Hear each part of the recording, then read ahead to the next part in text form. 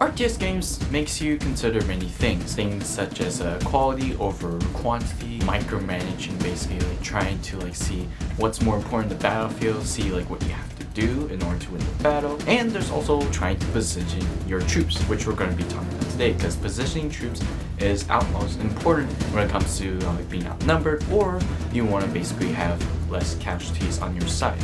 Hi, my name is JK, this is my channel.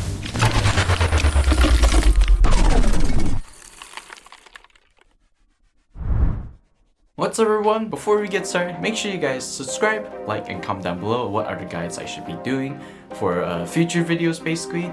And also if you guys want to get some free 4-week RTS coaching sessions with me, basically an hour per week, then basically come into my Discord, which will be linked below, and DM me if you guys are interested. Also, I do stream on Tuesdays, Wednesdays, and basically Fridays and Saturdays. They might be changing for a little bit. So if you guys can, just follow the Twitch channel. And also, if you guys do need more updates with time, basically when it comes to Twitch, make sure you come to my Discord, because I'll be having that all day. You know, I'm active there. I have some moderators there, so go check it out, you guys. You won't regret it. Alright, without further ado, let's get started. Placing units on a battlefield is the most important thing that you could do whenever it comes to being outnumbered, or whenever it comes to you just wanting to have a good position in the field, basically. You know, placing your chess pieces on the freaking game chess is something what's very important, because if you don't place your pieces right on chess, then you are going to lose a lot of pieces. You know, I've done that a lot. I'm not really good at chess, and I've failed miserably many times. I need to get more practice. You know, it's kind of like that whenever it comes to RTS games, or just in real life in general, basically. You can see all the stories when it comes to historic battles, basically. You know, majority of the time whenever it comes to RTS games, basically whenever you have the advantage is usually when, you know, majority of the time when you outnumber the enemy, when you flank the enemy, or when you have good positioning as well, basically. So we're going to be talking about positioning today, basically. And when it comes to environments, you know, environments can give you a disadvantage or an advantage depending on where you're placed, basically. Something like of Rome 2 Total War, of what I've done with my other challenge for my last video, you can check it out there. Basically, I kind of place all my Thureos spears, or all my troops, around this hill, basically. You know, a lot of times, you know, my Thureos spears were outnumbered and kind of outskilled against the heavier infantry and more skilled infantry of the Romans. But the thing was, basically, this wasn't for me to try to win the battle with Thureos spears, basically. Majority of the time, it was me using my general to freaking just keep on flanking them, keep on ramming them from behind, and for the majority of the time, just keep on flanking them until they are subdued, basically. And Thureos spears are not supposed to beat the Roman infantry, they're supposed to hold them off as long as possible for me to try to deal with outside forces. Outside forces such as the cavalry, the missile infantry that were around us, surrounding us, just shooting us off one by one, basically. You know, and then when that happens, when the infantry is all vulnerable, I just go in there with my cavalry, boom, and with my freaking Thureos spears that are there, keep on surrounding them until they're all gone. So hills give you a good advantage in Total War 1 2, because of the fact not only that you're placed on high ground, it's because of the fact that, you know, if you're a heavier infantry and you go uphill, you know what happens when you get on top? You're very tired. And when it comes to being tired, that also gives you a decrease in morale whenever it comes to Rome 2 Total War. That is a big role to take whenever it comes to the stamina of each unit, basically. Lighter units can go up hills very easy. Heavy units are just going to be like anchors to your army, basically. So consider that. And when also it comes to trees, basically, you know, they can basically be able to hide as well. So keeping units in plain sight is always a good way to try to hide your units and to be able to catch your enemies by surprise, basically. With other games such as Empire at War, basically there's going to be a couple things you need to consider when it comes to placing your units. You know, placing units such as in the Nebula during space battles, that gives you and the enemy's abilities deactivated, basically. So, and also it does deactivate your shields, so this gives capital ships more vulnerability, for even the slightest of fighters can be able to hit through the hit points without needing to deal with the shields.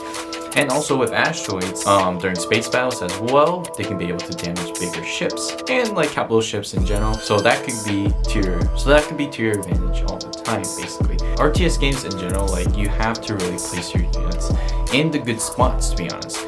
And if you don't really place your units in the good spots, then you're really going to be in a bad position, you know, because, you know, if you don't got micromanaging to deal with all your units, you know, you got, you know, planning, you got no trap, you got no way to see, okay, you know, this enemy is going to do this, you know, I am going to place my units here.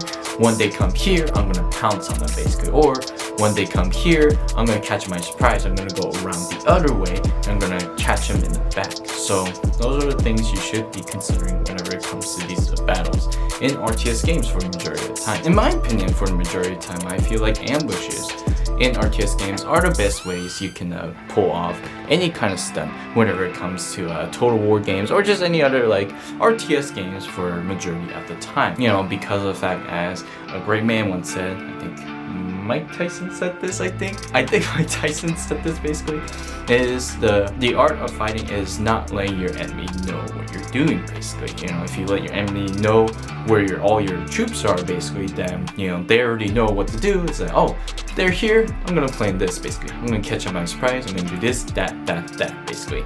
You know, you could probably have everything there, have some units hidden, you can spring a trap on them, basically, so you can fool them for the majority of the time. And when it comes to like mini games such as Empire War, I don't think you can really ambush in Empire War. You could probably spring a trap when it comes to reinforcements for the majority of the time, because like reinforcements just catch you off guard. It's like, oh shoot, now I gotta deal with these motherfuckers now. Like, what the frick, man?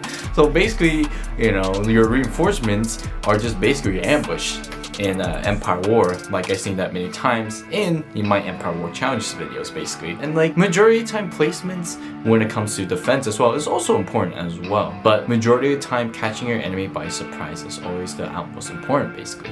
You know, many like the defenses such as hills, basically, trees, you know, they'll give you time, but you need some units to be able to flank, and sometimes you need to catch them by surprise.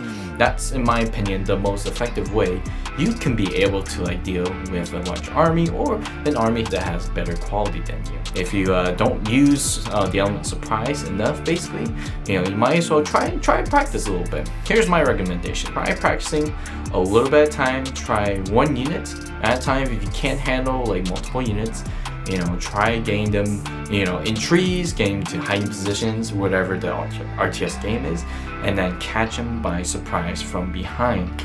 You know, you might lose, but like you're gonna get the muscle memory. Okay, I can do this, I can do that, I can go behind here, I can place my units here, I can use these units because these units are good. So that's one step I want you guys to go for when it comes to trying to position your troops. The other thing is, try to position your troops in the best defensive area, basically. You don't want to lead them in open areas unless, you know, there is just open area in general, basically.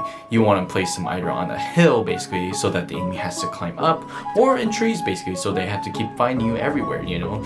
Keep doing that guerrilla style combat if you need to, and then place your troops around a hill, basically, to defend, because a hill is your best friend. Remember that. That is rule number 1. And then rule number 2, basically, is to catch them by surprise from the majority of the time. You can't just, you know, place yourself on the hill and just pretend it's like, oh yeah, you know, it's like 300, you know, if I place myself in a good position, we're good. No, you gotta keep on going. Doesn't matter if you're improving, if you're basically like, oh yeah, we're winning, you know, you don't want to take any chances of just, you know, sitting there. In my opinion, for rule number 3 when it comes to positioning your troops is to basically, you know your opponent, basically, because, you know, they're gonna think about the same thing as you, you know. As much as they're different as you, they might think the same as well. So make sure you consider, okay, here's the whole placement of the map. Okay, chances are there's some people over here, there's some people over here by this guy, so you want to make sure that you know your enemy as well. Because if you don't know your enemy and you just, you know, you only use like rule 1 and 2, then like if they catch you by surprise, then it's like, oh shoot, the frick am I gonna do now, you know? It's just like, you need to be a step ahead of the frick enemy. That's one of the reasons why chess is so hard, because The professionals are always either 5 steps ahead or 10 steps ahead because they already know the game for majority of the time. They know where to place the units, they already know how to get you by surprise, and they already know you. Those are the 3 things you must know about positioning your troops for the majority of the time. Alright, that's the end of the video today. Thank you for coming out, watching this video. Make sure you guys like, subscribe, and or comment down below of what other guides I could do for you guys as well. And also I'll be streaming on twitch.tv/jkstrategist Tuesdays and Wednesdays, and then Fridays and Saturdays.